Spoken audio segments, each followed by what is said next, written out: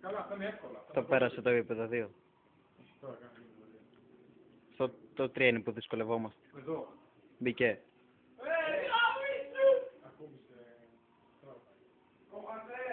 Όχι ακόμα. Γύρισα και να αρχίσει ξανά.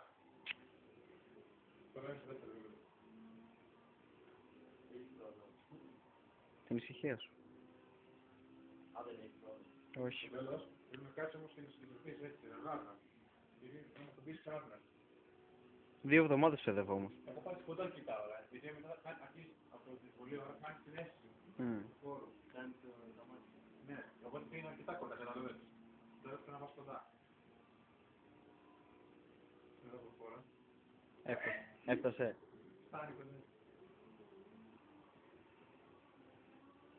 Είναι στις πρώτες τροφές, ακόμα είναι φωτεινό.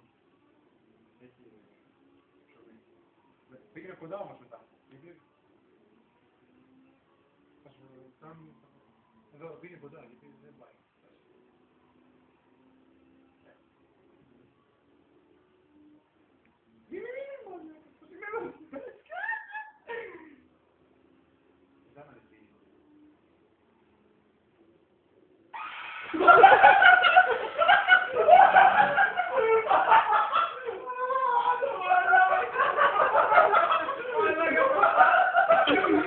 Χέστηκε μάλακα!